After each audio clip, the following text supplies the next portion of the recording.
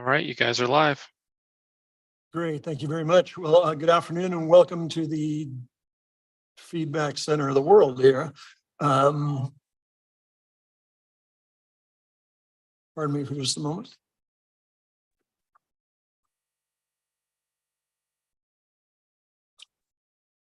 I'll try again. Yeah, that works. Welcome to the July 12th meeting, the East Bay Regional Park District Board Executive Committee meeting.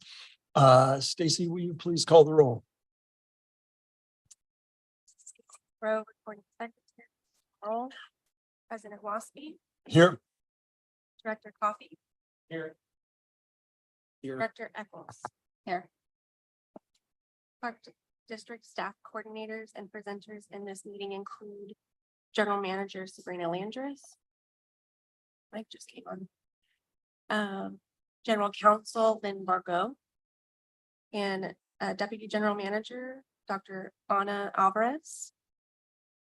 And presenters for today include Jeff Rasmussen, Kayvani Day, Katie Hornback.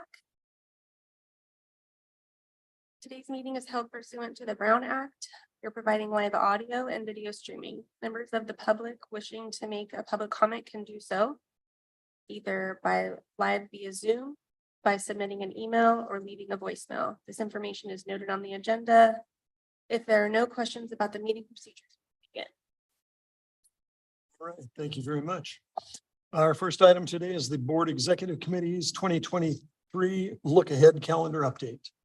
Thank you so much, Director Waspy, members of the board. Dr. Ana Alvarez, Deputy General Manager.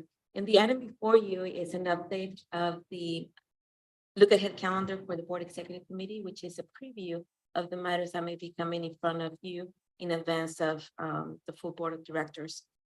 Today marks the midpoint of the year, so this is a mid-year review, and we would like to bring this piece, the look ahead in front of you, so that we have an opportunity to understand what may be of interest to you, and for you to understand how the calendar looks like for the remaining of the year. So far, we have completed and you have taken action or by either on items, recommendations, or have received informational items. Mid-year, so there's been 12 items that have come in front of you. What remains and what we have planned is 26 items. And you will find that between the month of July and December, we have an average of about 5 items per board meeting. And I would like to, and it has a balance in terms of policy considerations in front of you, as well as updates on work that's being done at the regional level to advance very important endeavors that have more of a regional impact, such as Bay Trail planning, sea level rise, wildfire, and other elements, mostly primarily speaking to climate impacts at a regional level. So with that, I'd like to take the opportunity to spotlight 2 items for you. One is coming up in the month of September, and then one in November. In September, we do have the opportunity to consider adopting a board master calendar for 2024, which is that came out of discussions of the board retreat. So we're hoping to continue to streamline how we set the calendar for the meetings, with the expectation that in the event that board members might be interested in serving in a specific board, that they will have in advance, knowing where those meetings are taking place. And also that we can avail ourselves of the alternate when the individual board members may not be able to attend a specific meeting when conflicts arise. So that's coming in. It's a big, it's an item of interest that Director Waspy, General Manager, and I have been working on, and it would be a good new practice for the Park District. That's coming to you. 2024 master calendar is by September. That's our commitment. The next item that I would like to spotlight is coming in the month of November from the ASD division, specifically planning. And it's the first conversation done with ASD and planning in terms of the understanding the history of master planning at Park District, and also developing the 2nd century master plan in terms of what the process may look like and how that's being framed. So overall, I think that we have a good body of work ahead of us, and we look forward to continue to working with you to close out 2023. Do you have any questions? Questions, comments from board members? Member Coffee. In September, you have listed under item 2, ordinance 38 review amendment. What is the nature of that topic? That's a regular standing item that we typically bring forward. Every year, every 2 years, we do engage in a review of the ordinance 38. So I don't have anything specific to call out. It's a placeholder. Is that the public safety comes to us and gives us the outcome of their own review? Yes. Got it. Thank you. Great. I was wondering, at some point, can we do like a storm damage update for the Park District and not just what's closed, but when it's proposed to be open? Because I'm still facing constituents asking me why after 7 months, restrooms are closed, trails are closed and things like that. And it would be very helpful if we could kind of get an overall update. Absolutely. I guess the question is, would you want to have it in this committee or operations? But we'd be happy to bring it to vote or to the full board. So whatever your Items. If other board members feel the need, I'm comfortable. I would just like to hear it at some point. I'm sure other board members might have the same concerns. Full board would be We're great. both thinking the same thing. right, we'll put that on. That also triggers prompts me to mention, we are coming back to you, either at the full board or to you, to do a report out on the Park District's drought response plan, since we're no longer in a drought. So we're gonna close that piece out.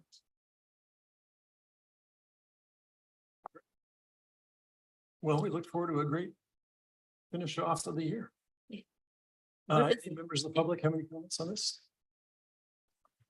Hearing and seeing none, we'll move now to the Doris Duke Conservation Scholar Program update. I'm gonna have Lisa volunteer in Government and Legislative Affairs, who is supervising the project for our Doris Duke Scholar, who's conducting an internship at the Park District this year, which you already met at your last board committee meeting. Lisa? Morning, Lisa Baldinger, Legislative and Policy Management Analyst, and I'm honored to be here today to introduce Kehlani Day. Kehlani comes to the Park District from Tufts University, where she's earning a dual degree in environmental studies and anthropology. She's been advancing work through the Doris Duke Conservation Scholar Program for the Park District, where she worked with Dr. Alvarez and myself to develop a project which she's speaking to today.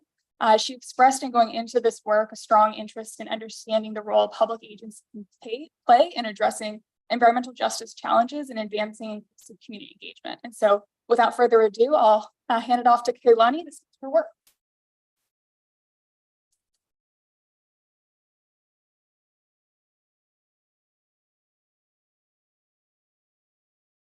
Good morning. Let me just.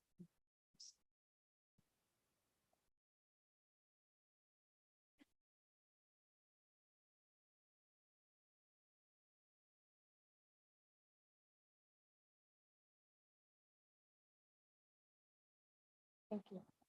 Good morning. I would like to thank Lisa for the introduction and also Dr. Alvarez for her continued support throughout this internship. I really appreciate it, and the connections and thoughts that they're bringing to me have been valuable. Like Lisa said, my name is Kehlani Day. I'm going to my 3rd year at Tufts University studying environmental studies and anthropology. My interests lie in environmental justice work and community engagement. In the Doris Duke Conservation Scholars Program is a 2-year program that is nationwide and aims to help students connect with the environmental field and connect with professionals in the space. So I've been able to do this internship through them and with their support. This presentation aims to give an update to what I've been doing in my timeline and how I'm getting information for my climate equity assessment of the Martin Luther King Jr. Regional Shoreline. So for a project overview, I want to provide more detail into what a climate equity assessment is. It's 2 main things. It's a tool that can be used in order to understand how climate change impacts both communities and those community spaces. So in this case, looking at MLK Jr. Regional Shoreline is important because it is the largest park that's available to East Oakland residents. And so it's a valuable resource for them, but it will be impacted by climate change and sea level rise. So And it's also something that's relatively new and it's very regionally focused, as is climate change impacts. So there's examples in Detroit and San Antonio that I'm using in order to develop the framework in the 4 categories that you see here. So the 4 categories I chose to focus on were access and accessibility, safety, health, and cultural preservation. So for access, it's about understanding who is using the park, how they're getting to the park, and what uses the park has to those communities. So Tidewater is there, so kayaking, but also the trails that are available for biking and recreation. Safety goes into a little bit about sea level rise and how that impacts trail use and how people use the park and generally feelings of how people feel welcomed into the space, though that goes into cultural preservation as well. So for health, focusing on both human and ecological health, that's been a concern for people as I've been interviewing about pollution in the area and how that impacts the birds that are important for the marshland and for the birder community, which has been very important, especially in the Arrowhead Marsh area. And then for cultural preservation, speaking to the sense of belonging that people have when they use the park, how they feel their stories are being translated to programming, and how their experiences are being captured is also important in that section. So each of these speak to the impacts of climate change and will highlight climate change. So that's why there isn't a section that's specific about climate, all of the sections. And it also takes into account the background of the community in Oakland and others who use the park. So taking into account socioeconomic background, race, access to internet, vehicle ownership. Those are all things I'm looking at as I'm doing this work. And I'm also incorporating the thoughts of Park District employees and also the park users and volunteers. Because I'm from the East Coast, I don't have background here, so there's no way I would be able to write this, do this work without getting their input. So that brings me into how I'm gathering this information. So it's a threefold approach. So first I started with some background readings, which I'm still going through still as I'm getting more documents that people are suggesting. But I've been looking for reports in order to get a basic understanding of initiatives and programming that impacts the Park District on different levels, so federal, state, and things that are at the Park District specifically. And so those documents have been somewhat related to equity, but some are not. So I'm trying to get a full picture of what has been going on in the community through those background readings. And so some of the examples include the 2013 Park District Master Plan, the CNRA Pathways to 30 by 30, California's Outdoor for All strategy, as well as the San Francisco Bay Conservation and Development Commission, CC's Environmental Justice and Social Equity Plan Amendment. The second way I've been gathering this information is through site visits. So I've had the opportunities to attend some community events in Oakland through the San Francisco Bay Restoration Authority. Their community grants meeting happened in my second week here, and so I was able to learn more about the community through that event. But I've also been able to walk the Martin Luther King Jr. Regional Shoreline and understand what's going on at different sections of the park. So I went to Tidewater Boating Center to learn more about the programming that's run out of there in their recreation department. And also I got to walk the drive, trail extension that was completed and understand the importance of that. And go to Arrowhead Marsh for events and try to understand the different ways that the park can be valuable and has been valuable to the community. And then last but definitely not least is the interview that I was able to complete through my time here. I completed a total of 14 interviews in 2 weeks. And so through that I was able to get experiences and voices from the park district, like I mentioned, but also residents, volunteers, a student who designed a project for the MLP shoreline through Save the Bay, and others who care about the park and had opinions that they wanted to share. So I appreciated the mix because the mix of people I was able to talk with, because it did give me a well-rounded view of the park and also the community. But obviously there's a lot of other people I would want to talk to and others that have suggested I reach out to, but because of timing, I can't get to everyone. So that section it will be a section in the recommendations page of next steps, to reach out to organizations that were interested in collaborating. But this is all qualitative data, which I love as an anthropologist, but quantitative data is also important. So I'm working with the GIS team in order to get some maps that can help with visualization of work and the experiences that people have been pointing to in their interest and background readings. So I'm working in order to get maps around population data, waterways, and also transportation. So under population data, I'm trying to get a better understanding of is in the area. So race, socioeconomic status, internet access, vehicle ownership, also data on like schools nearby, who might be collaborating with programming at Tidewater. And waterways, we're trying to understand sea level rise predictions that BCBC has put out. In addition to the sea level rise predictions, understanding the flow of water from a shoreline is important, especially as people have been talking about pollution in the area and potentially the impact that has on different parts of the shoreline. And then under public transportation, trying to understand how people get to the shoreline is important, and trying to understand maybe what things can be worked on in order to make access easier, especially for Tidewater, which is the hub of programming, but there's no bus stops to get there.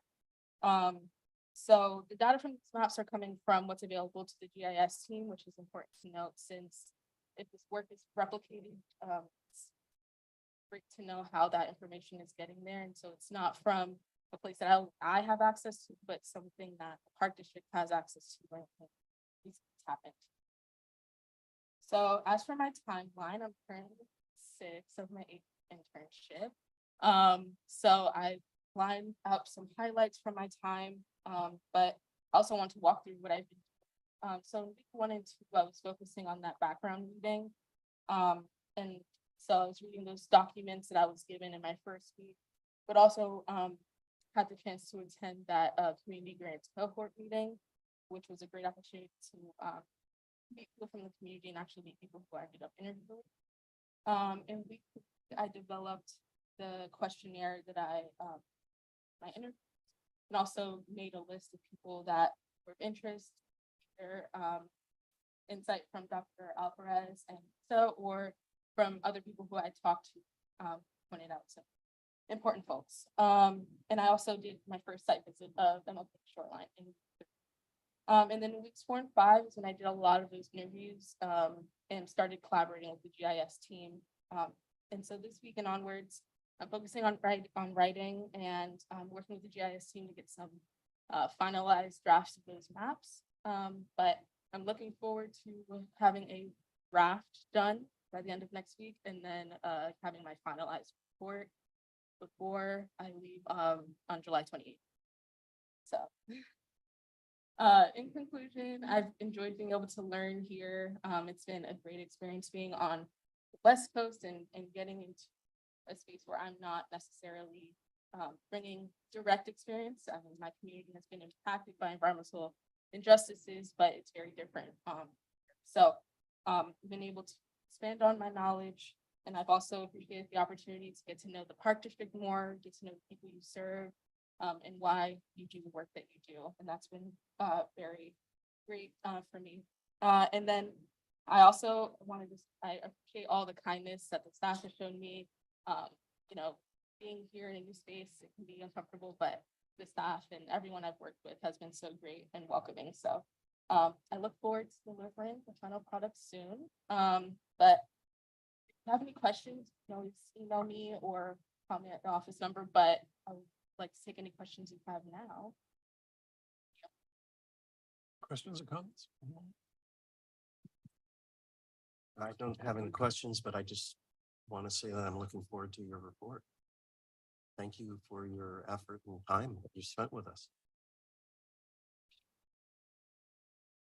Yeah, similarly, I don't have any questions, but really appreciate you being here this summer and the work that you're doing. I think it's fantastic. And I think it's, I particularly appreciate your interactions and interviews with our various community members and others who use our parks, various stakeholders, as well as the extensive research that you've done. It's really great. And I also just want to highlight, how you're looking at, you're not looking at climate change as well, it's not abstract because we're all feeling it, but I like the way you're also looking at it from the angle of how it's impacting communities, because I think as a park district, we look a lot at, sea level rise and of course the fires, and that all impacts the communities, but we haven't really talked specifically to community members about other ways that it may also be impacting them. So I think that's a really interesting and important aspect of your report. Glad to help provide that. And I was going to say, thank you for doing this project, Kaylani. It's a pleasure having you here. And I was going to say, I hope you enjoyed your project, but obviously by your beaming smile and everything and your enthusiasm for your project, I'm sure you're doing that. Hope you have a little time to enjoy the Bay Area after your project's done. And I hope you had an opportunity to visit some other parks. Good. Well, I wish you the best and I look forward to your project's completion. Thank you very much. Any members of the public have any comments?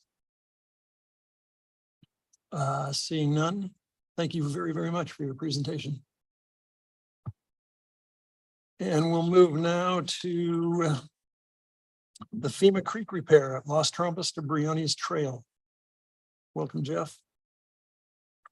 Thank you. Let me get this started.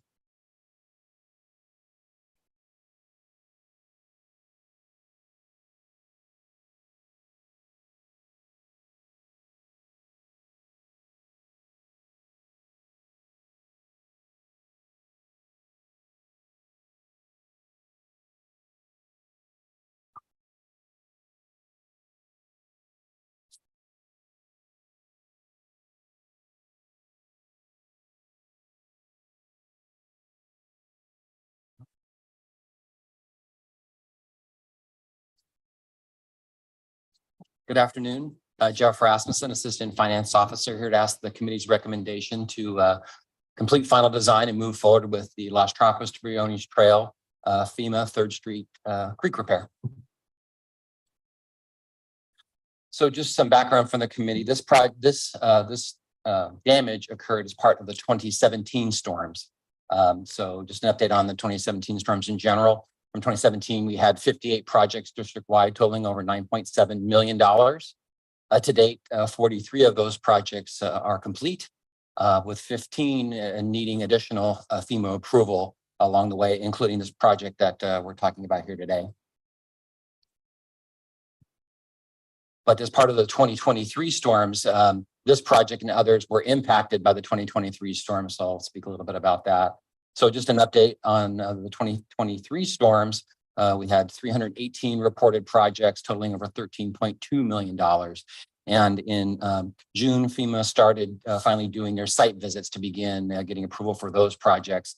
As an update for now, near the middle of July, we've completed just about all the inspections. We probably have about two or three more days left, which probably will take us into August to complete. But FEMA took a while to get here, but they've been very responsive. Spending 3 or 4 weeks in the field every day, and all those staff work very, very hard. So my compliments to them. Just an important point of any of the 2023 storms or any FEMA project is that we have to wait for their approval. And in talking with FEMA on all the 2023 storms, permanent repairs, culverts and such, they are currently advising us not to start on those repairs until we have their approval. But we are coordinating with them.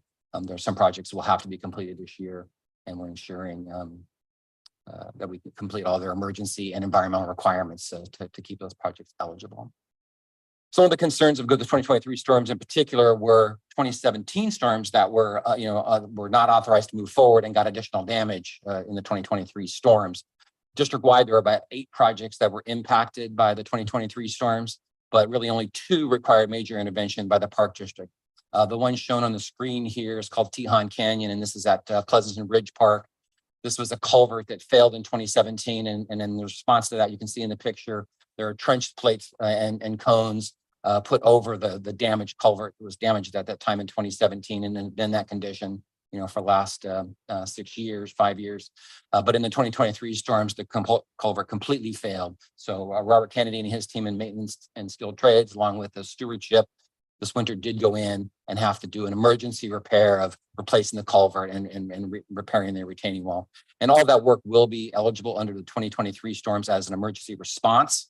And then we will still continue to pursue our 2017 repair as that comes forward. Maybe I'll stop there. Any questions from the committee on that as I just kind of highlight all that update? Yeah. So I find it very, very problematic to have a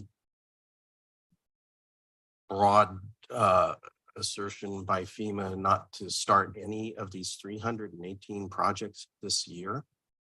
Okay. How is that possible? We have incredibly disruptive damages on a variety of trails, roads, and otherwise that can't wait and are presenting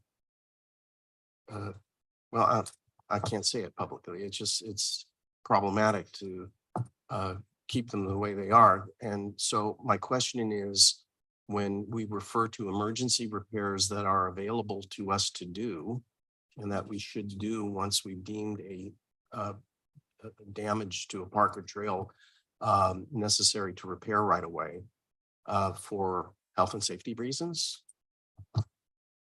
we can do that, can't we? We don't have to wait till next year. Thank you, Director Coffey. I don't want to overstate it. Of those 318 projects, many of them are what FEMA has two categories. They have emergency response and debris cleanup, and they have permanent repairs. So I guess when I say maybe I overstated when not to start projects, they're speaking specifically of permanent repairs. So much of the work that is necessary for life and health and safety, we are doing and is authorized by FEMA. That's cleanups, putting trench plates on projects and getting things safe in that. But also, yes, I do share your concern that on a certain number of permanent repair projects, where, culverts or bridges or things that need to be repaired, we have been advised by FEMA not to start, and they've asked for close coordination on that. And we are focusing on those projects. There's about 13 or 14 projects the district really is focused on completing this year, and we will. But that's exactly the challenge of working with FEMA is, to be fair, they have a very, very rigorous approval process, and we have to work through it. But at the same time, as long as they keep working with us, it'll work out. I share your frustration. Well, I'm just going to suggest that people in the organization try to figure out innovative ways to fix these issues that are presenting immediate problems to our users. Yeah. Giant holes in the ground and fences that get moved. To me, there's a reality check there that suggests that everything else notwithstanding, that has to be dealt with. That's right. Regardless, you're absolutely right. And that's kind of actually the point of our conversation today. There are projects too that the district has a responsibility to move forward regardless, and we need to work forward.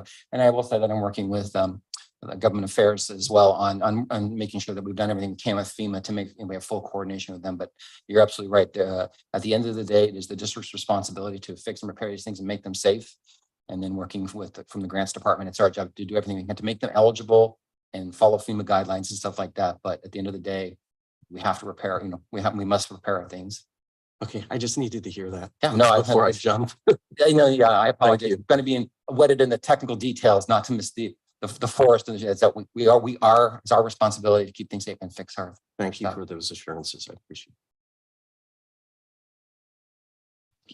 So, thank you very much for the report. We're not done with it yet, but doing this report for us. One of the things that really jumped out at me is the 8 projects from 2017 that just got so much worse. And in one case, just completely, the culvert was completely wiped away, as you said, or destroyed. And so I'm just looking ahead to this winter, which at least as of now is being forecast as another very heavy rain season. And so what can we do preemptively on some of these 318 projects where we don't have the funding yet, but it really could pose a safety issue? Is there something that we can do about that?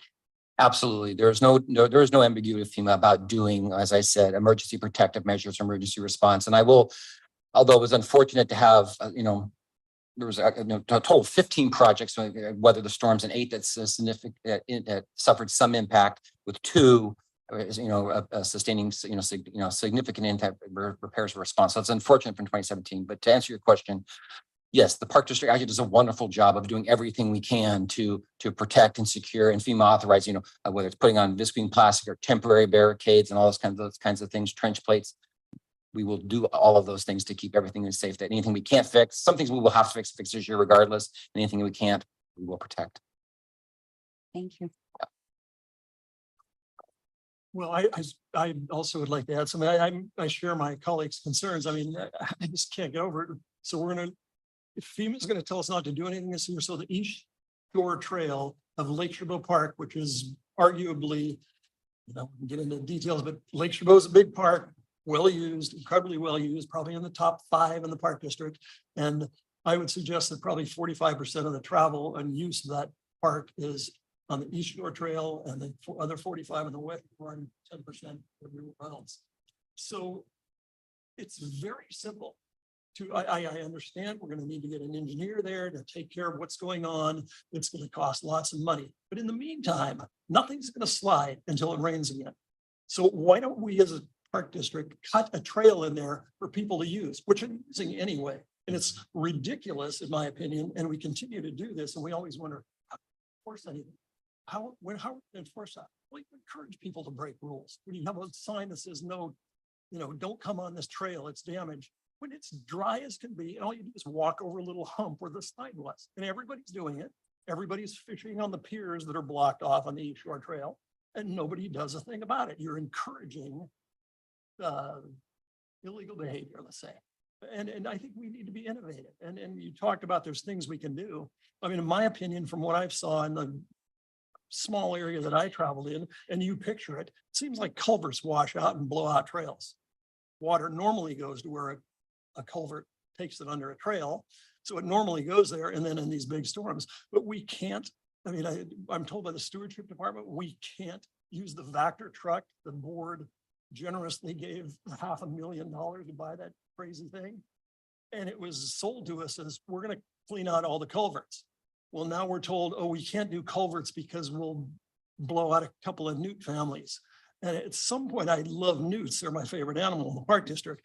But at some point, is there any sanity involved in this at all? Or is there any leeway for us to do some things that may be a little risky? But, I mean, I always wonder about trails falling, sliding on people and doing this like that. Since I've been around here, I've seen 2 trees in this room fall on cars. And, it's part of the deal. I think a lot of staff here is your frustration. I know Robert Kennedy is going to be up here, and I'd like him to speak. Also, it actually might be great. This is a great example of a response in an environmental situation where I think stewardship and Mass and the Park District did a great job. But Robert? Yeah. Chief of Maintenance and Skilled Trades, Robert Kennedy. We are working with our partners in stewardship to make sure that we have the environmental compliance and permits available to be able to do this work. So they are folding that into our routine maintenance. So moving forward in 2024, we will be able to have that back on track rolling. We will be able to go through all of our culverts and blow out those systems so that we can prevent this stuff. So we're in a preventative posture instead of reacting to these things. East Shore Trail, you brought that up. We actually created a plan with Glenn Gilchrist and DECO to be able to do a temporary solution to be able to remove that debris and put a K-rail in until we're actually able to engineer a solution. Because like you said, when it rains, that hillside is going to continue to slide. But what do we do temporarily to be able to open that back up? So we have a project coordinator that's just been hired, is going to go after roughly 65 projects. And that's one of the first ones that we're going to go after so that we can open up that trail and get our folks actively using our trails and our parks safely without, breaking the rules. So that's coming. So we've just been in a coordination posture with stewardship and working through some of the parameters to make sure that we're following the letter of the law. Yeah. Yeah, I'll just add to that specific. I think Becky Tuden and Robert have done a wonderful job this year of providing us 42 FEMA-related debris removals, which kind of spoke about Director Waspy of, removing, vectoring culverts. So you have 42 stormly where it's just remove the debris, and we're going to be able to move forward with those immediately. So they aren't damaged yet, but they're full of debris and prevent further damage. So there's some progress in there. So moving on today, my recommendation for the committee is to repair the Los Tropos de Briones Trail at 3rd Street in Lafayette.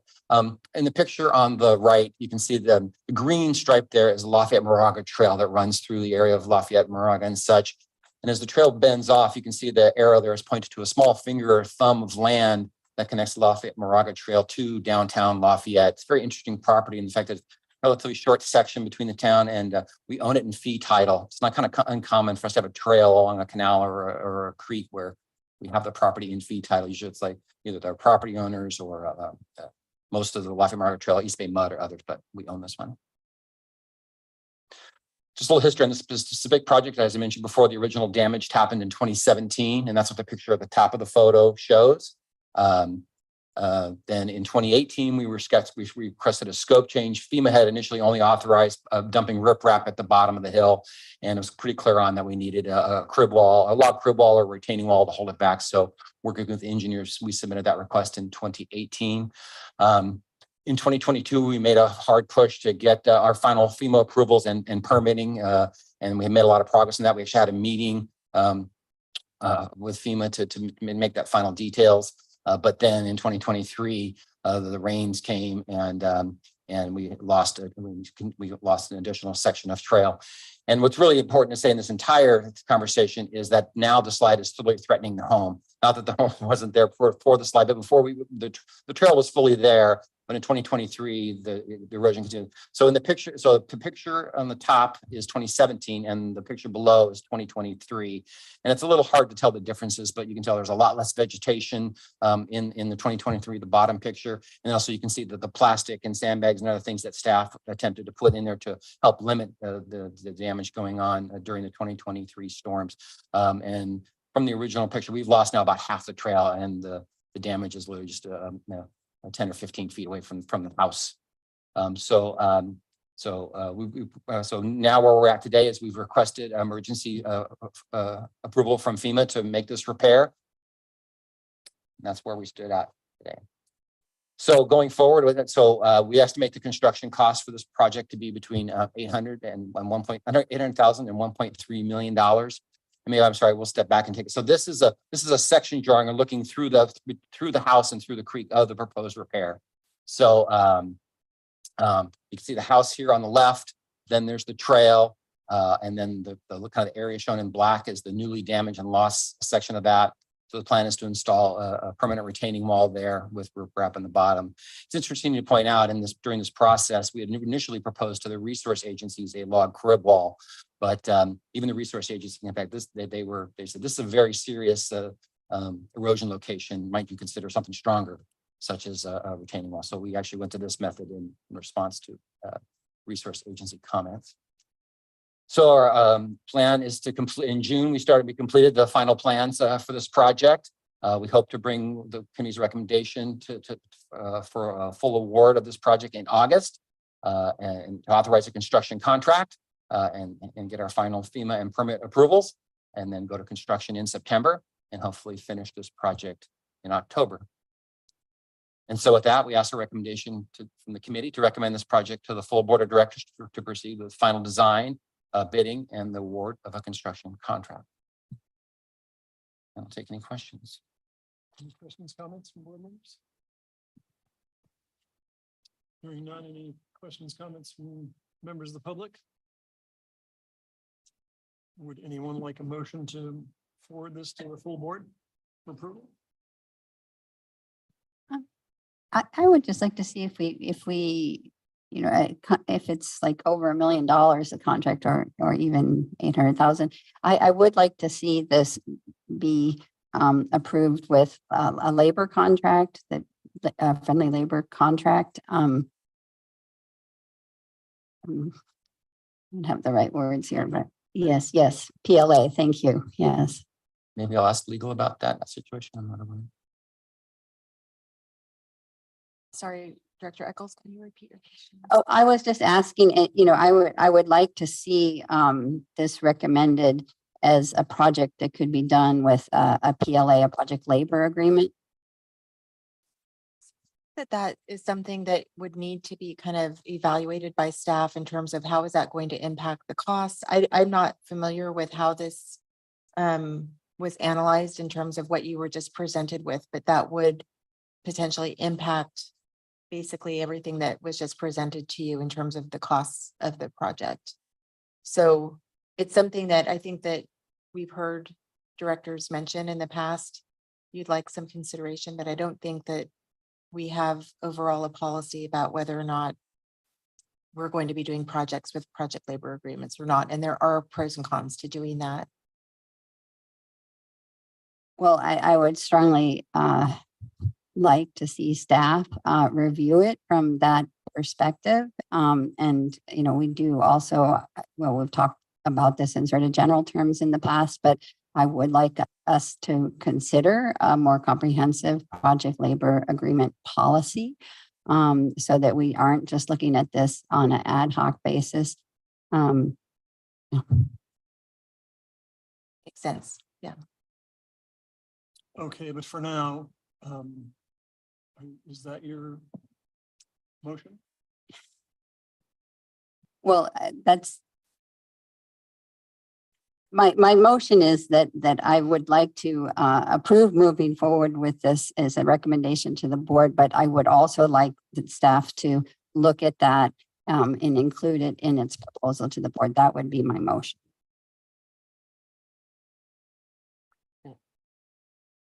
Can I sure make a suggestion? Because philosophically, I agree with that. I think it's a bit more complicated than something we can intertwine with this project.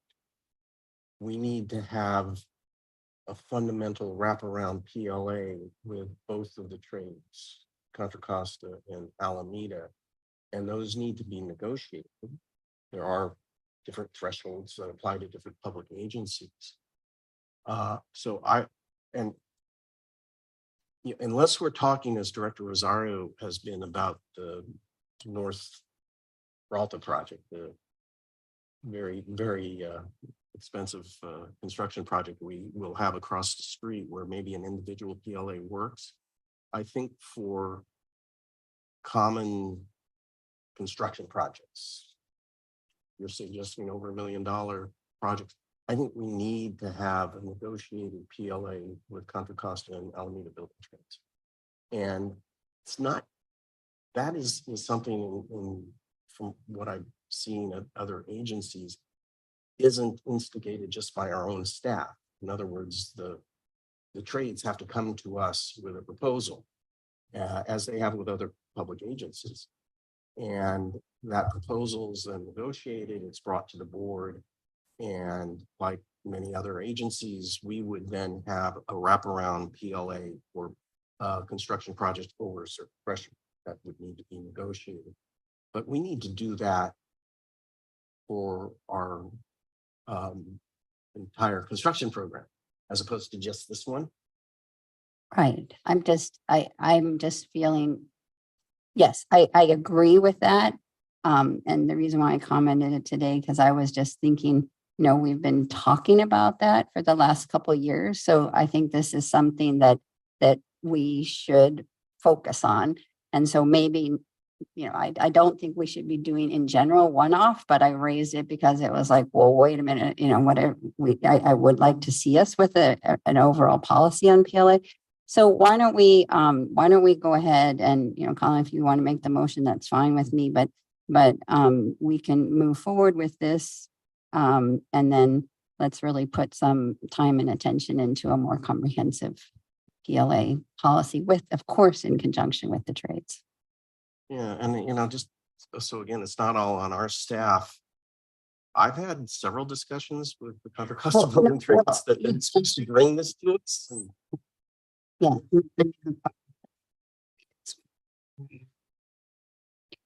Let's take a more time. So why don't we do our work just in the meantime, move forward with this. We can do something to move that along. You're right. Okay, so I'll make the motion to approve the recommendation as presented.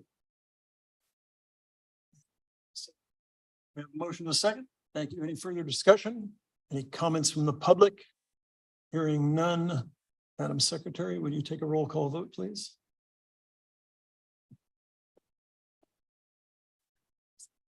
Aye. Aye. Aye. Motion passes unanimously. Thank you very much, Jeff. And stay up there. We'll now move to the Eckley Pier Baywater Trail Project.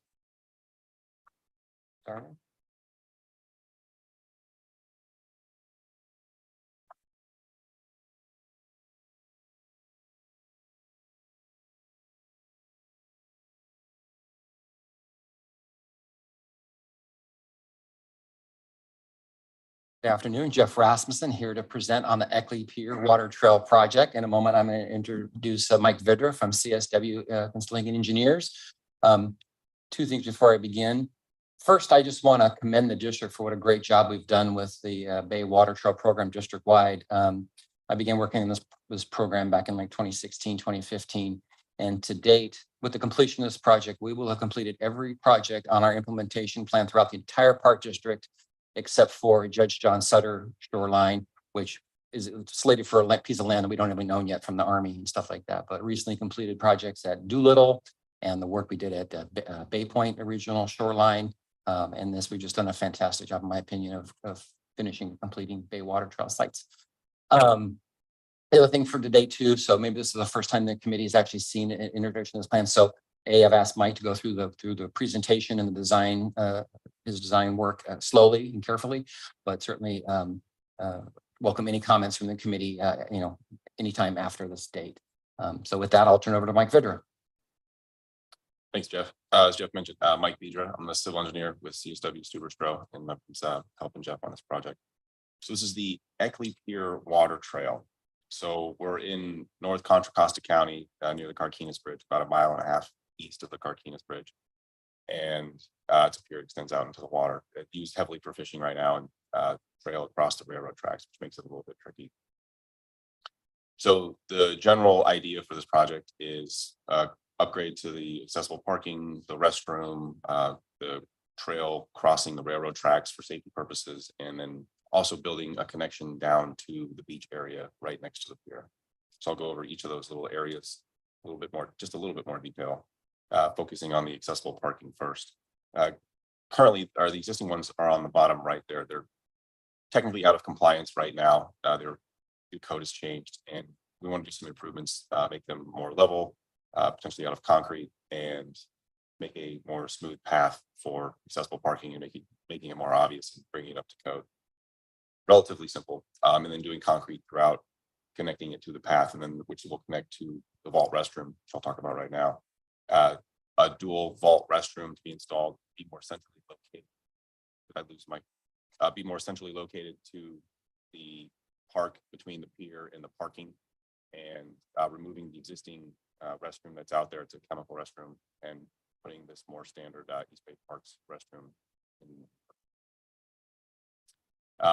Another portion of it is the at-grade rail crossing. So these are actually also out of compliance. These ones are standard 10-foot at-grade crossings, and the at-grade panels now, they're actually 8 foot wide, which works out in our benefit because we want to maintain a 10-foot path across. But if you do any improvements at the railroad, you need to bring it up to the latest code, and their latest code changes a little bit. So it makes it so we need 2 at-grade panels, but they also become more compliant because we put some rubber stoppers in there, and it makes it a much more smooth transition.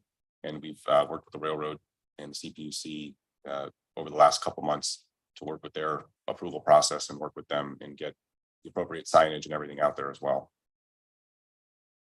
And another part is the gate access to the railroad area. So currently, they're both swing gates, standard swing gates. We want to upgrade those to the standard East Bay Park gates. The pedestrian one will be a spring-loaded closing gate, and then the vehicle one will be wide enough for a type 13 fire truck, which is what goes out here.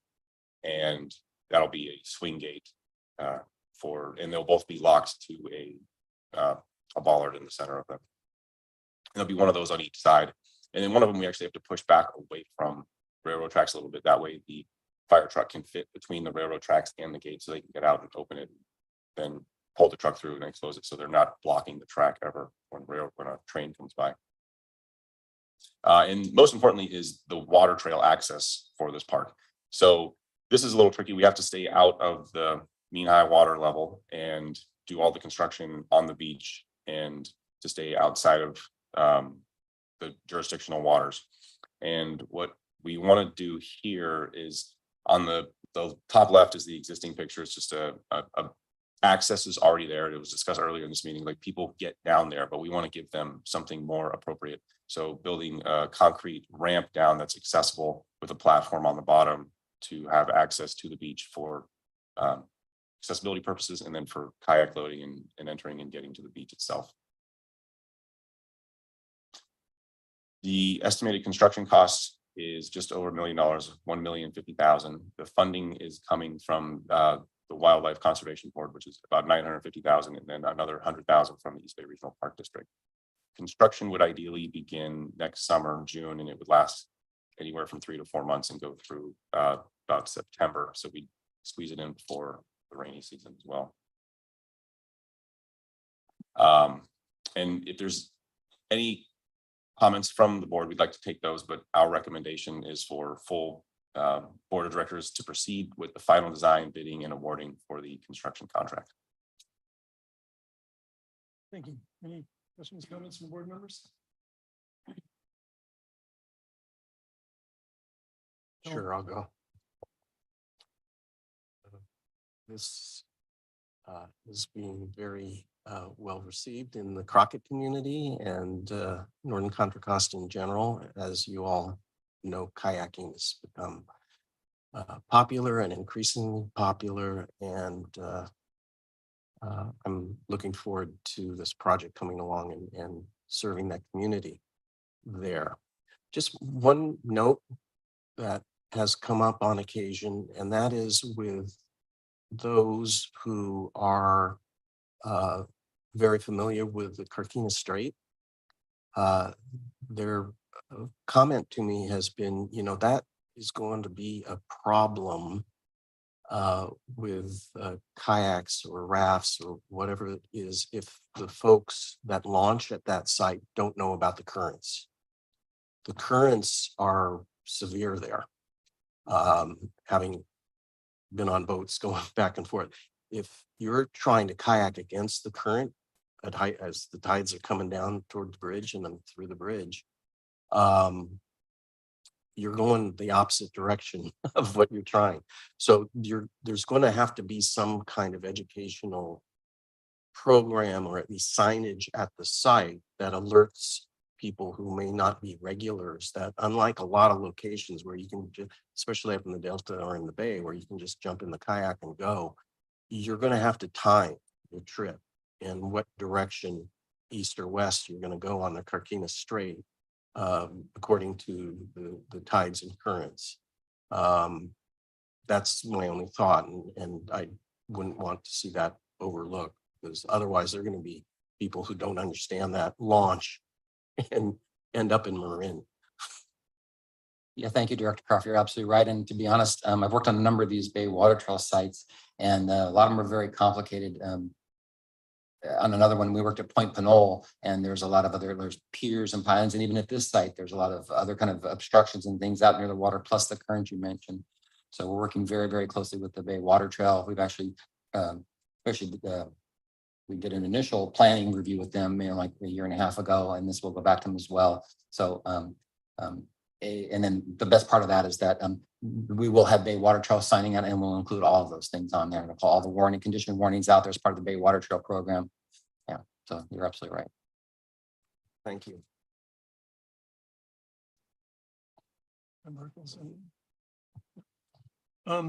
I think this is a great project. I look forward to it.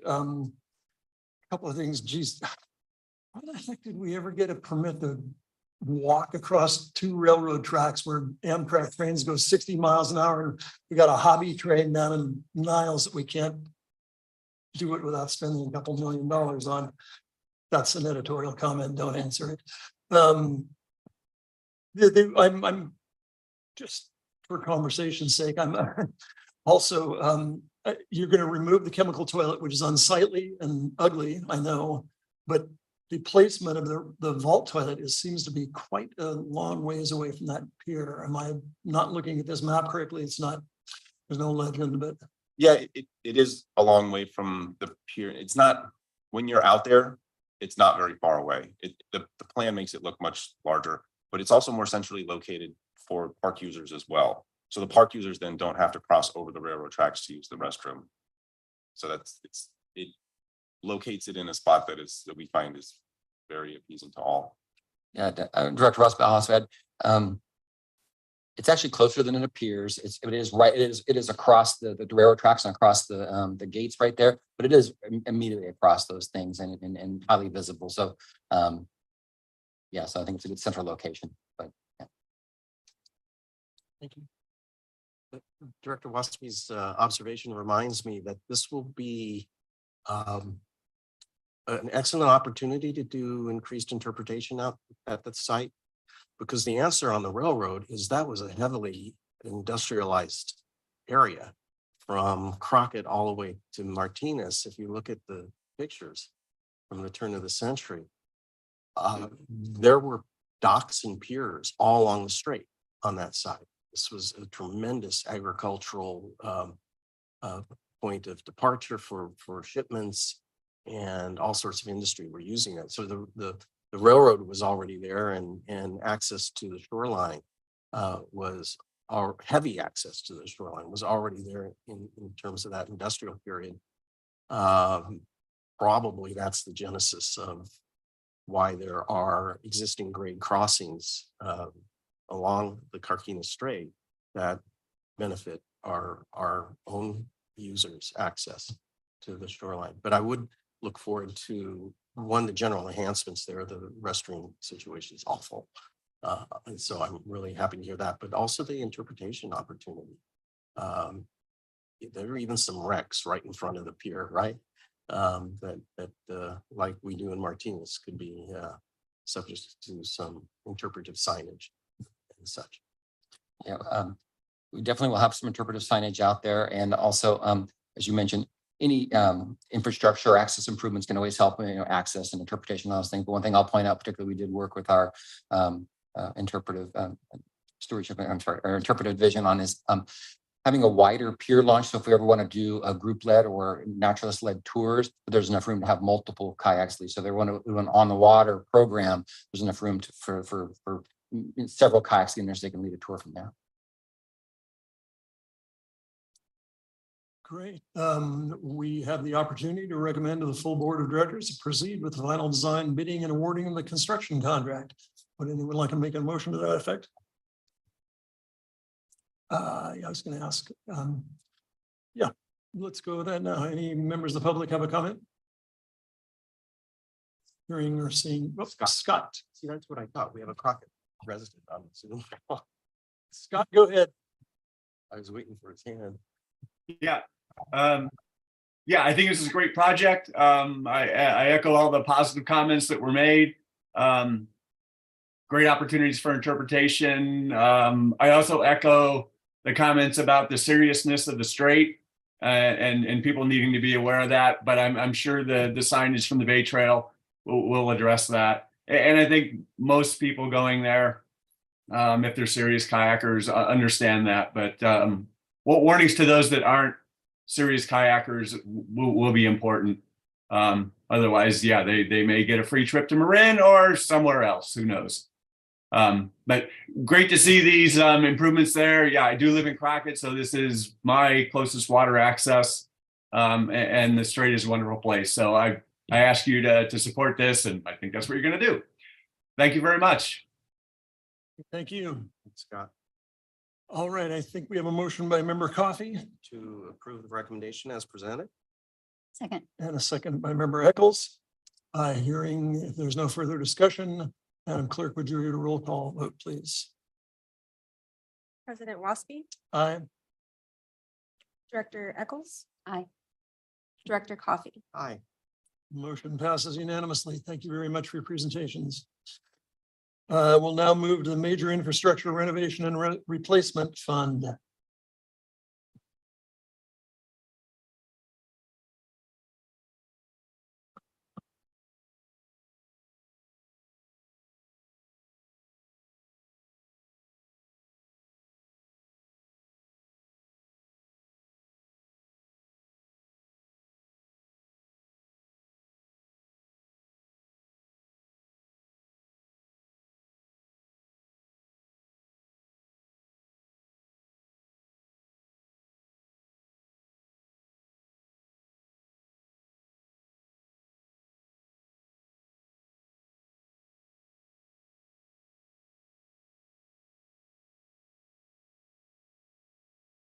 Good afternoon, Chair Waspy, committee members. I'm Robert Kennedy, Chief of Maintenance and Skilled Trades, and I'm here to talk about the wonderful projects that our MASS team has been able to deliver alongside of Eric Holmes for major maintenance. In 2022, we addressed projects related to pavement, our major maintenance program, city works rollout, and restroom and facilities management. And I want to just be the first one to say thank you for providing us with the budget to roll out a new major maintenance program with the superintendent and the project coordinators to go along with it. And with that, we'll get right into the presentation. So the first thing on the docket is paving. This past year, we're going to spend just over $3 million working on pavement. And this is an example at West Shore Trail in Lake Chabot that we were able to get re-asphalted that now has since been victim to some of the damage from our recent storms. So we will work hastily to get that back open. Going through the projects, we have a list of 12 that were complete, actually 11 projects that were completed within this past year. Carquinez Shoreline, Big Break, Contra Costa Trails, Delta de Anza, Point Isabel, Point Pinole, and Tilden. And as you can see, their original PCI numbers were just below or at our average rating of 82. And so as we progress throughout the district, we're definitely going to see that needle move when it comes to our pavement condition index, going from a relatively low number to a higher number. So one of the examples that our staff wanted to highlight was Tilden's Cannon Drive. And you can see the terrible condition that it was in. The PCI rating for this was at a 19 and has now been improved to a 98. We got rid of a lot of hazards and potential issues along that the road leading to our EC. And it is a much safer and smoother ride for our park patrons and visitors. Our project coordinator, Mike Stengel, has been moving hastily through the district, working on projects. And the way he's utilizing our programs, he's saving the district a lot of money at the same time. Now we're going to actually take a look at some of our facility and major maintenance for facility improvements. We did roughly 42 different projects throughout the district, ranging from hazardous mitigation, roof and electrical work, AQI building envelope work, CXT installation, software rollouts, demolitions, and water utility improvements. And you're going to see in this chart, AQI building envelope work. And I'll hit on that a little bit later when we talk about the rollout of our new computerized maintenance management software. But with the advent of air quality index weather events, we have to keep our staff safe. So that was a priority or a directive for me last year to make sure that we have safe havens for our staff to be able to hunker down into when we have these weather events. So with our facilities program, we were able to conduct about $2.7 million worth of work. And we are making those improvements to move the needle on our facility condition index score from an average score of 62 to desired score of 72. Our current project coordinators, Erica Guerrero, worked on a safety improvement over at Creative Design Group to epoxy the floors so that our staff have facilities that are up to the task of creating all that signage that's out in our parks and making sure that we can represent the district in the best light. And also they have safe conditions to do so. So that epoxy flooring was long overdue. And Erica Guerrero was able to get that completed this past year. We wanted to highlight that for you all. Project coordinator Humberto Gonzalez worked on the Tilden Beach House, and that was a re-roof of that facility to make sure that we endure all of these storms on the horizon and make sure that we are not sustaining any more leaks and further damage into our facilities. So this has been long overdue.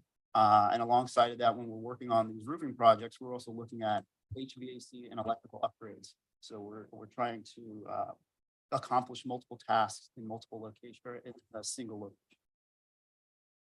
Going back to the Garen project, Erica Guerrero was actually able to work on the revamp of a lift station, which was necessary because we had new CXT restrooms that were put in place, and the existing main line servicing those restrooms was undersized. And so we were able to complete this project so that we have the proper flow and the ability to move that affluent where it needs to be, because that is a critical part of what we do to keep the environment clean and safe for our park patrons and make sure that we're not contaminating the environment that we are stewards of. So these are just some of the facilities projects that we wanted to highlight because it's wide ranging and it has everything to do with our mission of being stewards of the earth, making sure that we've got clean facilities and that our patrons have facilities that we hold to a high level and want to be able to have them experience our parks in a clean and safe manner. City Works. I brought this to Board Ops a while back when I did a catch up on what MAST has been doing and the importance of data collection and how we manage our assets. And so I want to talk about what that means for MAST and our major maintenance group. So we're going to be implementing a new computerized maintenance management system combined with ArcGIS to create a foundation for collecting authoritative data by building a system of engagement, record, insight, which improves how assets are managed and services are delivered, all by leveraging the power of ArcGIS and data. Because if you don't collect the right data, you're not going to be able to present a plan and then make sure that we have an accurate way to create that work. The rollout is currently underway, and we're working with our partners in GIS and IS to migrate the facility data index from VFA into GIS. This data migration gives us the opportunity to look at the district's risk exposure, DRE, which reflects the level of exposure our organization will likely confront through the potential failure of an asset or asset class. It also gives us the opportunity to look at the probability of failure. Critical assets require a scoring methodology that identifies the probability of failure with a variety of data points, including the condition score, which we just went over, GIS data, which is the age, material, or size of an asset, GIS reference data, which is the soil conditions or fault lines that may exist in the environment, the asset failure history, and the repairs. And finally, we'll be able to look at the consequence of failure, which identifies if an asset were to fail, what that would do and what that would do to impact our operations. So the consequences include service impacts, critical user impacts, financial impacts, environmental impacts, and a whole host of impacts that don't allow us to provide access for our patrons. Lastly, I just want to talk about how we analyze this data, which is, I'm getting a lot of feedback, sorry. So by analyzing the data and factoring the district's risk exposure, we'll be able to produce a work plan that moves our facility index score from the average 61 to the desired 72. And so in 2022, we were able to take on the project of AQI and building envelope work. And so we were able to accomplish the evaluation and rehab of 26 different facilities around the district. Our project coordinator, Humberto Gonzalez, was able to rehab HVAC systems, ensure that the doors properly opened and closed and sealed properly so that in the advent of a weather event that exceeded 151 parts per million, that we kept our staff safe. And this was a huge endeavor. We really wanted to focus on keeping our staff safe. And we looked at the 26 different sites that were large enough to accommodate park staff in the event of an AQI event. but then also had existing HVACs that could push the air and make sure that the facility was clean. And so we spent just over $300,000 working on that rehab project. And as we move forward with our major maintenance program, this is what we're going to be identifying as one of the factors when doing our rehab work.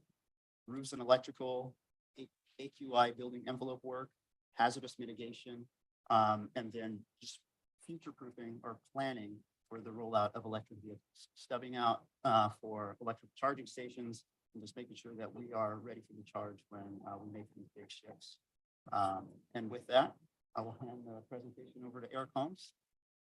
Continue on. Great. Thank you, Robert. Eric Holmes, Administrative Analyst 2 in the Management Services Department. In the first section, we'll be discussing our restroom replacement program. So this program started about 25 years ago with the understanding that chemical toilets, the district wanted to phase them out. They're not particularly popular. They tend not to be ADA accessible. And they also create a lot of truck traffic for our sanitation department that has to go to them. So wherever possible, we've been working to replace those chemical toilets with either flush restrooms if the utilities are there, or the CXT or Romtech concrete vault toilets. So since 1997, there's been 80 restrooms that we have either added or replaced throughout the district. We have another 56 that we're planning to replace through 2028. And then we have another 24 locations that have been identified but haven't yet been scheduled for replacement. These replacements are done through a variety of different ways depending on what type of project. So design and construction does replacements and additions on large capital projects. The most recent years, management services has taken on replacing small flush restroom projects. And then the majority of the projects are done by maintenance and skilled trades. So led by Matt Norton, the recycling and sanitation supervisor, getting the county health permits and coordinating with roads and trails and district trades in order to actually do the installation. Here's a list of the restroom projects completed within the last 5 years. These are a variety of projects from like Black Diamond, where they're vault restrooms. At Coyote Hills Visitor Center, that was one where they were chemical toilets before, but the utilities were available for flush. So flush restrooms were installed. And these projects have also provided just a great opportunity to be able to also incorporate other items that the public has asked for over the years, like water bottle filling stations, bike racks, those sort of things that we can incorporate in with these restroom projects. The last slide on restrooms, we have planned restroom projects over the next 5 years. Again, these are across the district, across various departments, vault toilets and flush restrooms. So a lot of work over the next several years to continue this program.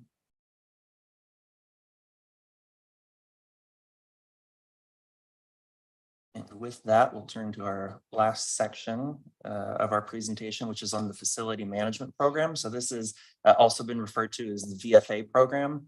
And that VFA is our consultant that was hired about 6 years ago to conduct a full assessment of all of our assets across the park district in order to gain a better understanding of what we have, where we have it, the financial implications of the long-term maintenance of it. And so over the years, we have 1,400 assets in our database, 844 buildings. We have almost 200 bridges. The other categories tend to be a lot of like irrigation systems, sewer lift stations, water pumping stations, piers, docks.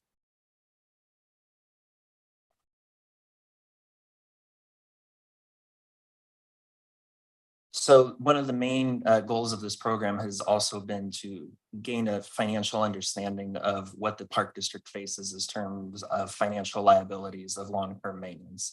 So with VFA consulting of going and assessing all of these various structures, the total cost of all of our infrastructure, $366 million on those facilities. And the total amount of identified maintenance, so this is maintenance that they've gone out, they've said, yes, this roof needs to be replaced. That total across the district is $147 million. And so that puts our facility condition index as of today at 60. And as Robert mentioned, the board adopted target of facility condition index is 72. So in order for FCI to be improved, there are 4 different ways that they've been accomplished: large capital projects by design and construction, work orders by trades, so replacing a broken water heater, major maintenance, as Robert discussed, for instance, going through and replacing all of the windows on a building.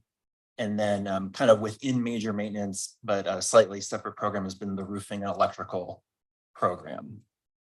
And the roofing and electrical program came out of VFA, where we decided to take specifically park by park and do all of the roofing and all of the electrical in a specific park. So we started in 2020 at Lake Chabot. This year we're at Contra Loma, Sibley, and the Tilden Corporation Yard. And those were selected because roofs, for roof leaks, it causes a whole bunch of other problems for the structure. And then electrical, life safety, and also the added benefit of replacing all the lighting for LED. You get the energy efficiency gains. Here's some examples specifically from that program. Lighting at the Temescal Park office, at the Temescal Beach House. That's a new LED lighting on the first level. So that's the swim facility, changing rooms, and restrooms. So providing a brighter, more inviting environment. And then on the bottom, Martin Luther King Jr. Kingfisher picnic area and the Redwood Park office. So those both received new roofs. And you can see in the photos, those are metal standing seam roofs. So as part of this project, we're spending a little more money to get a much longer lasting product. So these metal roofs should last a lifetime. And when we're doing this, we're also doing downspouts, gutters, skylights, just making sure that we hit all of those items for those building systems. And part of this roofing plan, again, started in 2020. And so we have work scheduled out through 2027 of the various parks that we've identified going through the plan.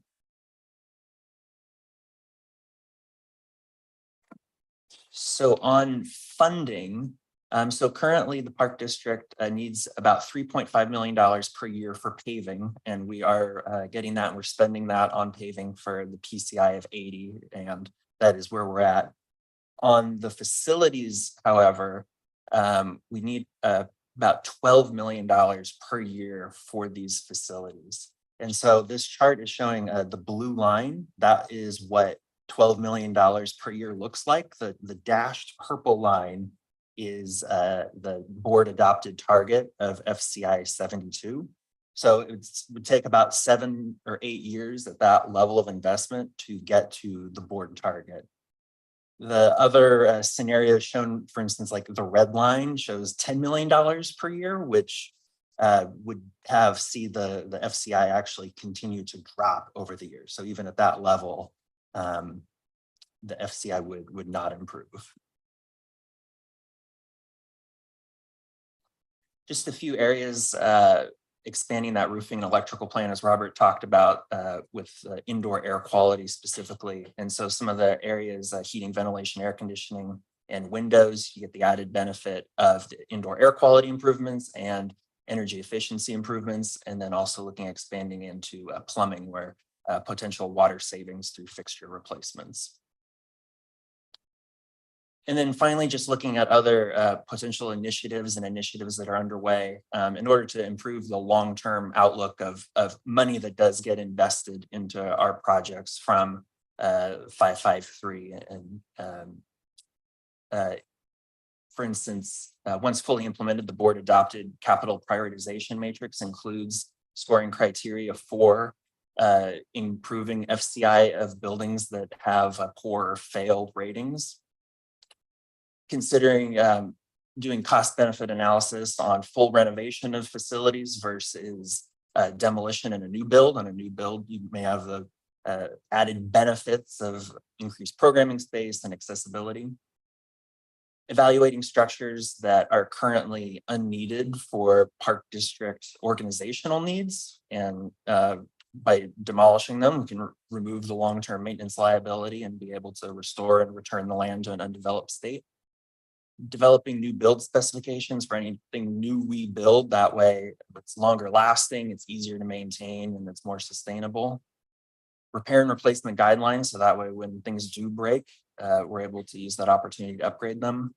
And then finally, as Robert discussed with CityWorks, being able to use data and analytics in conjunction with the VFA data as well, in order to make sure we're identifying work and doing work where it needs to be done and when it needs to be done. So in summary, just making sure that as the years go on, we need to increase the level of investment into these facilities. But even while we're doing that, we still have opportunities to make sure that those dollars go further. So with that, any questions?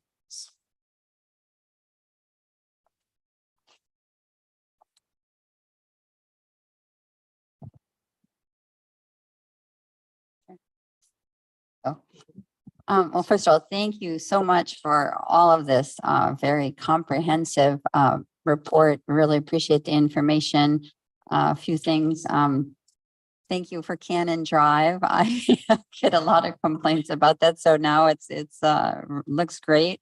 And also just really appreciate as you're doing the, bathroom updates that you're including the water bottles, refilling, and also bike parking, because those are very important amenities, especially if we're going to continue to be more green, really, in our ability so that people can bike, and also that they're bringing their own water bottles and refilling them and keeping people safe and hydrated. So really I really appreciate all of that. And I did have a question on the funding scenarios, if you can go back to that slide for a minute, because I see that, okay, so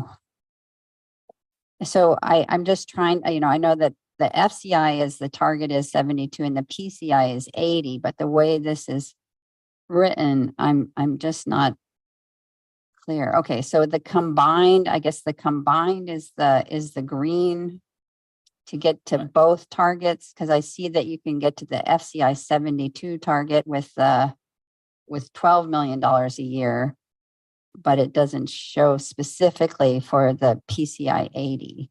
Although I understand that you're estimating that you would need an additional $3.5 million to get to where that green line is. Yeah, sorry for the confusion. I should have explained it a little bit better. This particular chart does not include PCI. So this is the chart itself is specific to facilities. So what it's saying is the $12 million per year for facilities, and then an additional $3.5 million specific for pavement. So the total number is 15.5 million. Okay, so, and the 12 million a year, it still doesn't get you, obviously doesn't get you there for a while. Looks like it's about 2030 or so that you're kind of at a break-even line. Is that correct? So, and does this chart take into account future deterioration, or is this just to get us to fix what we currently are seeing? It does. So all of these numbers are live in the VFA asset database. And so it is deteriorating our assets through the modeling. So you can kind of see how it kind of fluctuates up and down. And that's just because as the assessors have gone through the parks and have, the way they do it is they'll evaluate a system, perhaps like a roof, and they will say this roof has 10 years left on its lifespan before it's going to start leaking and it's going to need to be replaced. So they may have done that inspection a few years ago, but the system knows, okay, it's been 10 years, Park District, you really need to do this work. So as time goes on, the maintenance needs, the dollar figure kind of keeps going up and up and up. And unless we do the maintenance work, it won't go back down. Of course, yeah. So, okay, so and how much is in the budget currently per year for facilities and for pavement?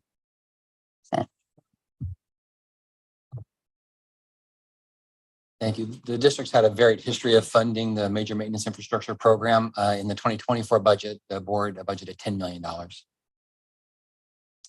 Okay, which would only get you to the red line. Okay. Yeah. All right, thank you. That's helpful.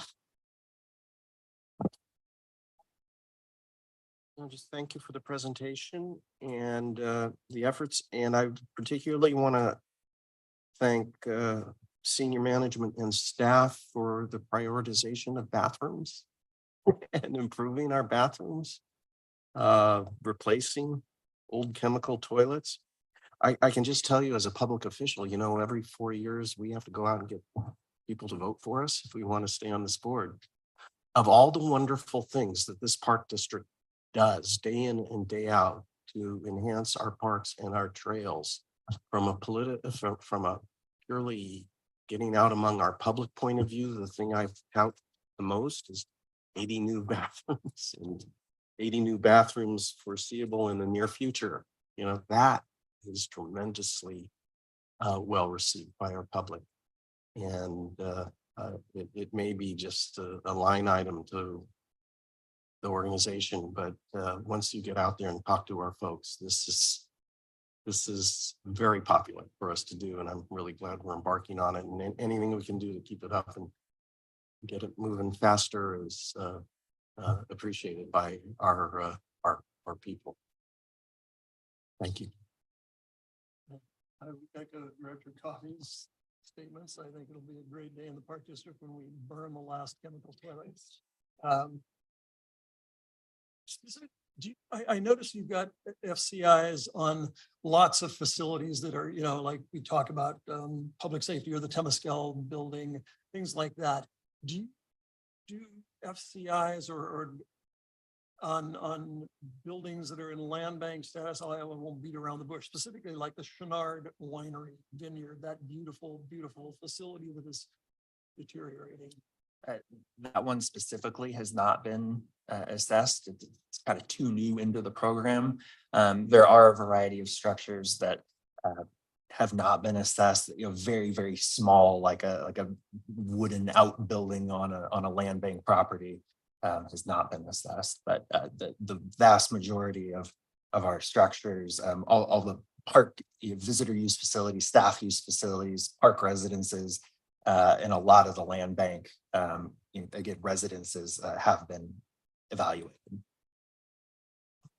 Theorizing on a beautiful building like that, I know it's down the line and it's fairly new, but I mean, there are ways, if there's a leaking roof, is there a way the park staff can look at that? Or, I mean, rather than hire a consultant to do that, it would seem like it would make sense to say we purchase this great building that has some potential for use in the future. We could kind of do some preventive stuff, like just seeing if the roof leaks at the very least, and if the windows are broken and things like that.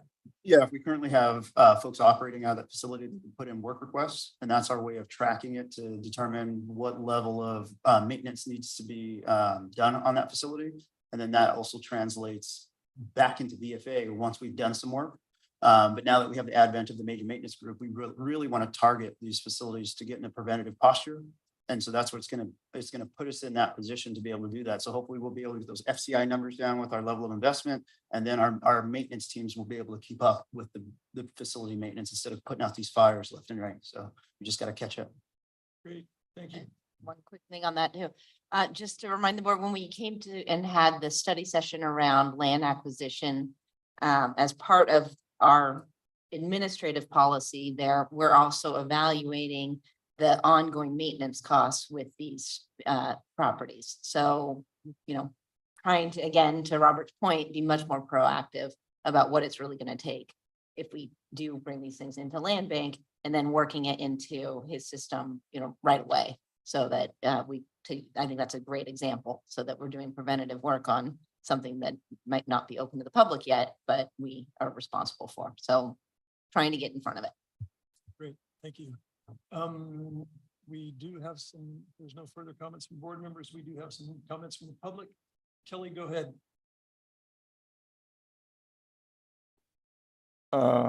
Just a minute. Let's see. All right.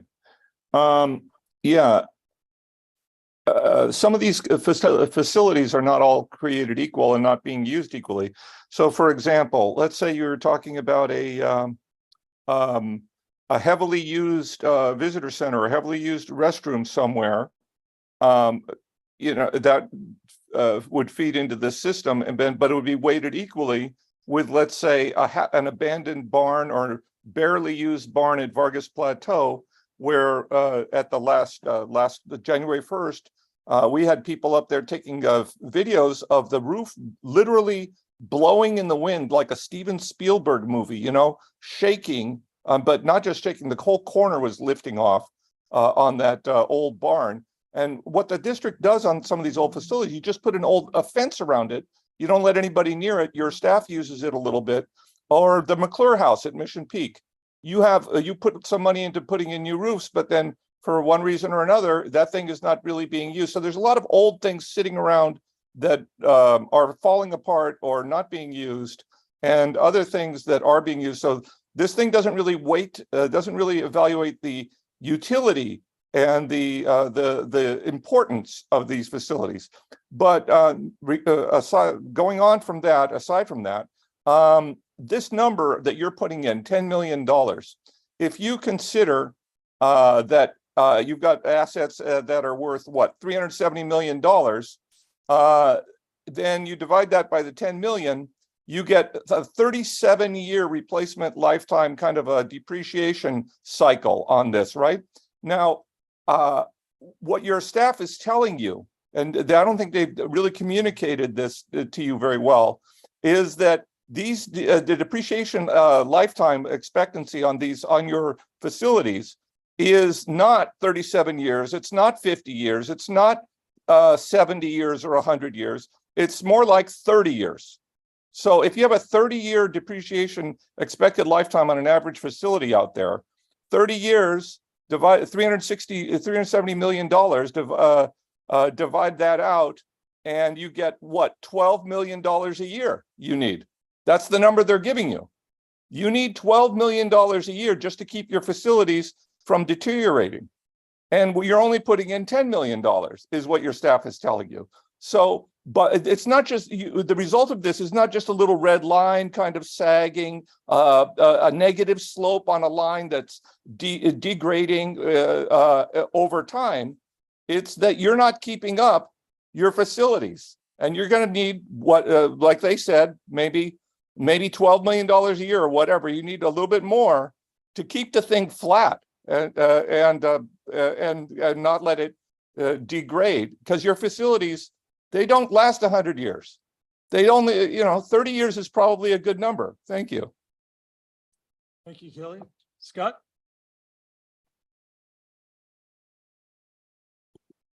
Scott Bartleby, Advocacy Director for Bicycle Trails Council of the East Bay. Thank you for the opportunity to comment today. I think the monitoring program is great, and I think it's a good tool to manage the assets. The presentation and the information in the packet doesn't appear to include natural surface trails as an asset that's managed. And I think it is an asset that is valuable to the public and should be treated with a similar type program. But I'm not aware of that happening in the district. Patrick Demmons has presented in the past an assessment on some of the trails and indicated that there's at least a 5-year backlog on natural surface trail maintenance. But I don't see that being included in this asset discussion. So our ask would be that the board treat those natural surface trails with the same level of importance that these other types of physical assets are being treated. And if they are being treated that way, and I've missed that, please educate me. I would like to be more informed if I'm off track here. So I would be interested in that as well. I do agree with the message that I think staff was saying that the funding for the program is underfunded to keep it at the target level. And I would hope there would be support to work towards ways to fund that, to maintain the target level that the board has set. So when those budget discussions happen, we would also ask that you do that.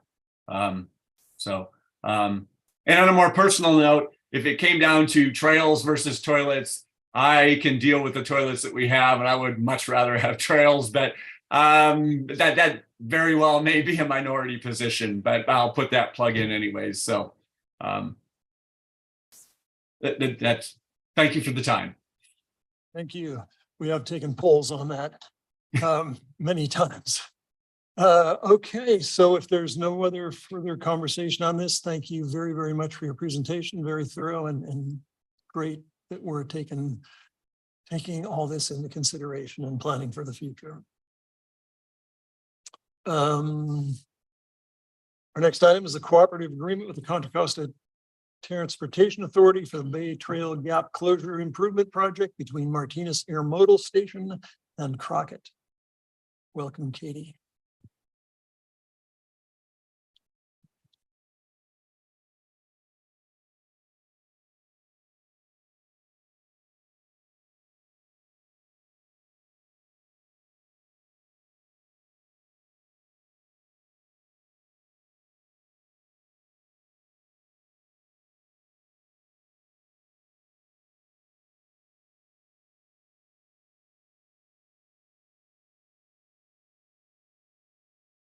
All right, well, good afternoon. Katie Hornbeck, Grants Manager, and today coming to you with a recommendation to enter into a cooperative agreement with the Contra Costa Transportation Authority to complete the Bay Trail Gap Closure Improvement Project between Martinez Intermodal Station and Crockett, alternatively shorthand known as the Martinez Bay Trail Project.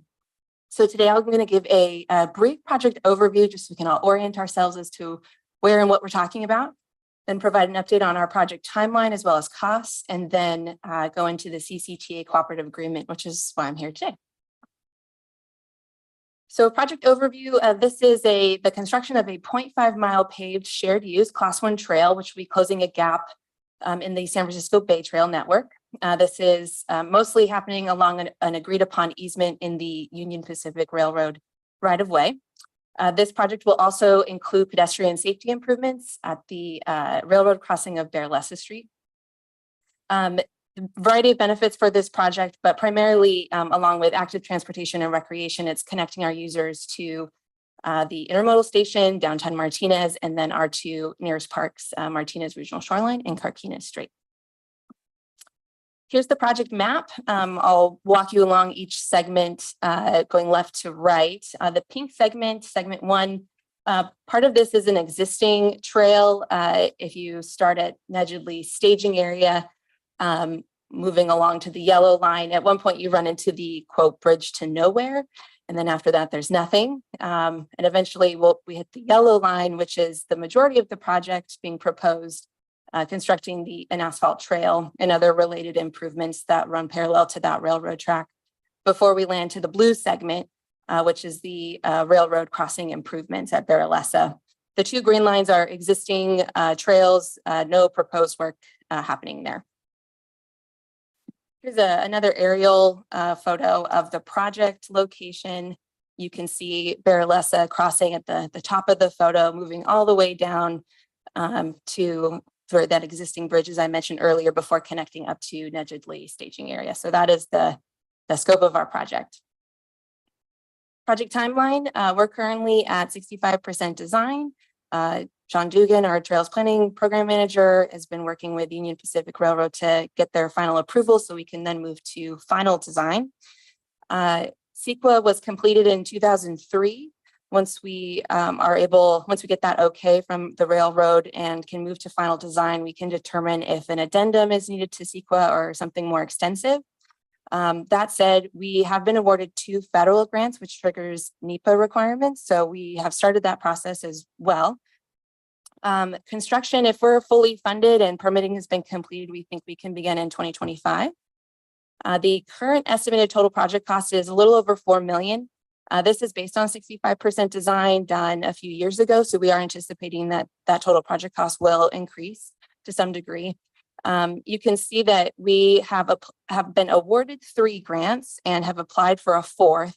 I always like to say grants are risky. Nothing is for certain, but assuming all 4 of those pan out, we are looking slightly overfunded. However, if the project ends up being a little bit more expensive, could change. And all right, so then that gets us to why I'm here today, which is to talk about entering into a cooperative agreement with the Contra Costa Transportation Authority. So to give a little bit of history, so last summer, the Park District submitted an application to CCTA when they did a request for proposals for their OBAG program, the One Bay Area Grant. This is, we submitted for this project, the Martinez Bay Trail project. We were ultimately not accepted they were not selected for a grant award. However, they came back a few months later and said, we want to take this project along with 4 other projects that didn't get OBAG funding and submit an application to the Department of Transportation's Safe Streets and Roads for All, or the SS4A program.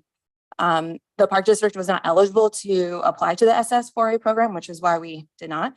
So CCTA submitted an application with these 5 projects. There were 3 other agencies, the City of Antioch, City of Moraga, and the City of El Cerrito were all part of this application. This spring, DOT made their announcements and the CCTA application was selected for a grant award. That was for the $28 million, which covered the 5 projects. After that award announcement, CCTA began their conversations with DOT. And ultimately it was determined that the Department of Transportation was not going to allow a pass-through of funds from CCTA to these other entities, us included, which meant that CCTA was going to need to be the implementing agency for all 5 projects, from wherever it was in the design, permitting, and then ultimately construction of the projects. So this triggers going into a cooperative agreement with them to allow them to implement the project. And we will at each phase pay them to do the construction or the design or whatever it is. So we wouldn't give them $4 million up front, but over time we are paying CCA to complete this project. And then in turn, they give us all the backup documentation, all the receipts, and I go to the grant agencies and say the two other grant agencies we got funding for and request reimbursement.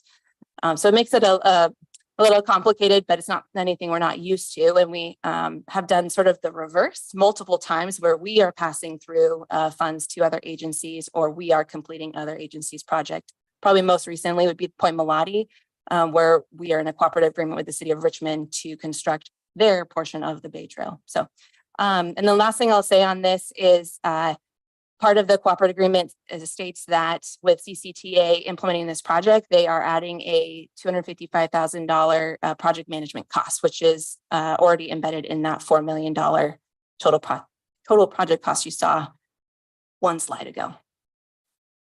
All right. So I'm going to end with the staff recommendation. I'll read it in full in the record, and then Sean and I are happy to answer any questions you may have.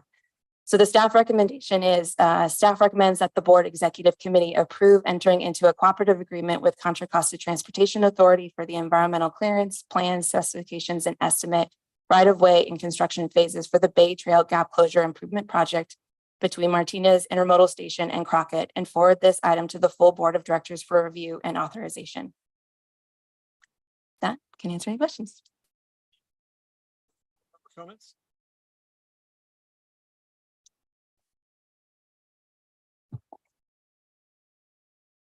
I do have just one question, just to clarify. So it sounded like from what you said that the Contra Costa Transportation Authority would be like almost managing these other grants as well. So okay, so Oh, these, I'm sorry. You mean the other grants that have been awarded? yeah, how does that work? Oh, no, okay, so would it's not, just the DOT one that they're managing, okay. Correct, And yeah. then the other ones, we would continue to manage ourselves and just do what we would normally do, or, okay, Effective. so how does it work? Yeah, with the- effectively, yes. So I've already reached out to the other granting agencies. So that would be the California Natural Resources Agency and State Parks, letting them know the situation. Is this an issue to have another agency implement the project? And short answer is no, it's not. So basically nothing really changes except that the Park District is going to pay CCTA along the way to complete the project. And then I have to turn around and go to the grant agencies and ask for reimbursement. Normally it's just us completing the project and we're getting Right, reimbursed. so, okay, so we are still managing the grants in the sense that we are still asking for the reimbursements, et cetera.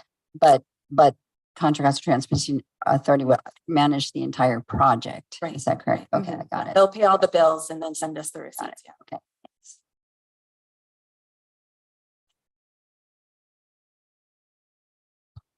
Thank you, Katie. The two items I wanted to mention, and one is for all of us to keep in mind and actually publicize the fact that almost $2 million of the existing funding is coming from the federal bipartisan infrastructure legislation that the president got through Congress. And I think it important because we oftentimes as mere citizens don't realize that when we see on the nightly news all the talk and all the focus in the country on legislative packages that go through Congress, here's where we see the actual shovel in the ground, directly resulting from a pursuit of the current president. And that to me is important. And I make a point of in being in Martinez to remind folks, this is where that money's coming from, and we should all make that connection. The other thing I guess is more of a comment than a question, but this suggests that there's $255,000 added to the overall project cost by reason of what amounts to a bureaucratic need to contract through the CCTA. Or I suppose that $255,000 is probably mostly staff time from the CCTA that they now have to put into quote unquote managing all the work we're doing. And to me, that's adding a bit of bureaucracy to the project that shouldn't be there.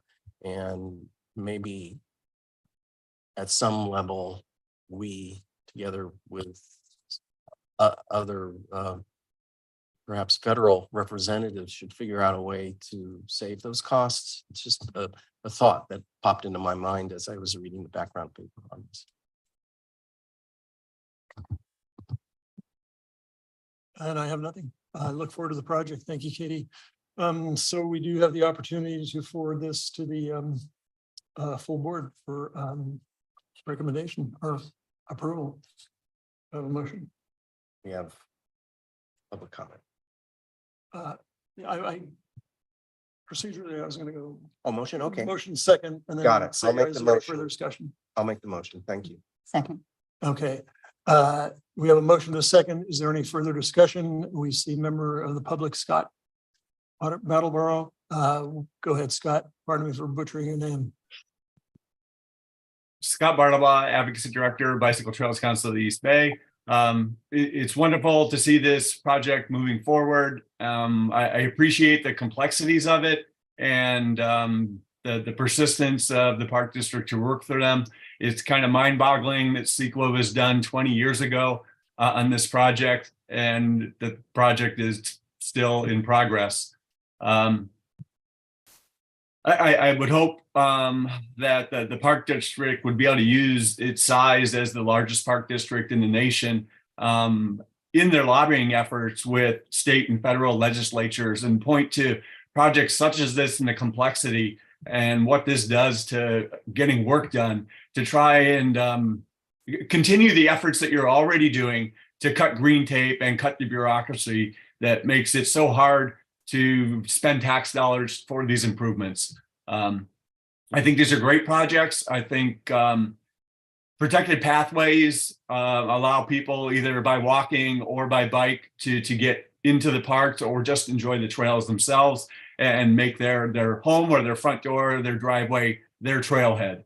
And I think that gets people out of the cars, has a great green impact, and we definitely support that. And the Park District does. Just the complexity of getting something like this done is kind of mind-boggling. The last point here to wrap things up is kind of looking at the cost of this. This is it's multi-million dollars for a half mile of trail. If we're looking at narrow natural surface trails, we're talking about 1 or 2 orders of magnitude less per mile to get those projects done. And we're not seeing those projects happening. We see a lot of effort by trail development programming, the program to go into managing these projects and making these happen. And I would ask you to consider that cost benefit ratio.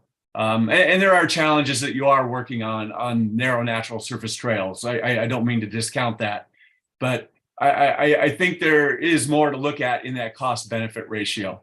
Not to say that these don't serve a lot of people, but on that cost per mile, there is a huge difference on natural surface trails versus these type of trails. So thank you for your time. Thank you. There's no further discussion. Madam Clerk, would you take a roll call vote, please? Yes, President Waspy, Aye. Director Coffey, Aye. Director Eccles. Aye. Motion passes unanimously. Thank you, Katie. Thank you. We'll now move to public comments. Ooh, we have 2 public comments. Scott, go ahead. My hand was still up. I don't have any further comment. Thank you. Okay, great. Kelly?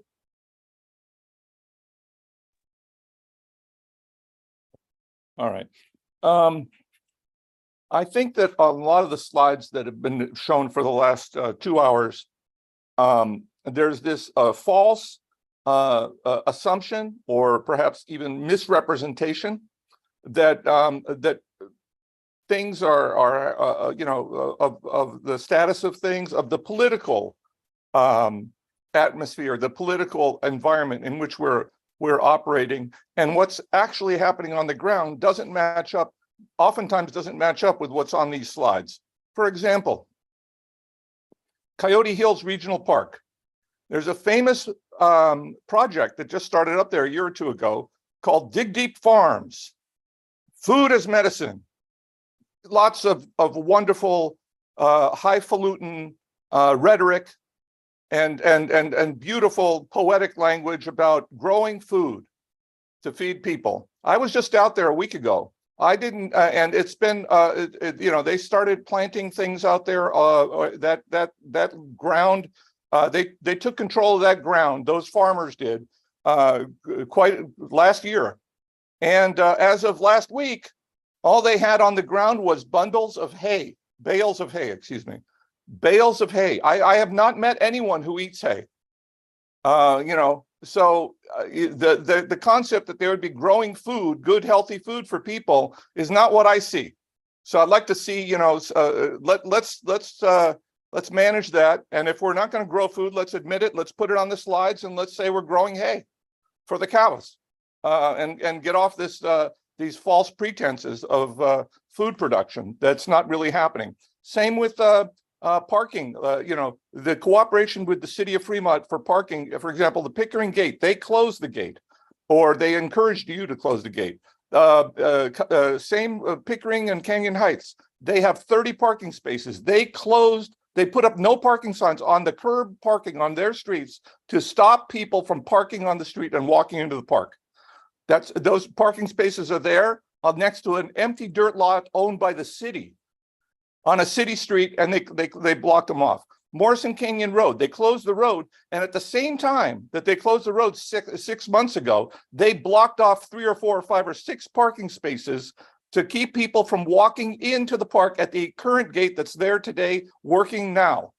They blocked off another 4 or 5 parking spaces that has nothing to do with the landslide, but somehow they managed to put their barricades, 3 tranches of barricades in front of those parking spaces. And finally, Mission Peak, when you've got, we talk about restrooms everywhere, the political resistance within the city, Fremont City Council, and to putting in restrooms. In fact, Fremont management, on November 15th, 2022, the director of Parks and Recreation, Suzanne Wolf of the city of Fremont, said that the city staff would oppose a new restroom at Mission Peak. That's a literal quote, and that's an outrage. And this park district needs to stand up to the city and tell them that we stand for better facilities, health, sanitation, and better visitor experience, and tell them that we're going to fight for restrooms. Thank you. Thank you, Kelly. All right. Seeing no more hands up.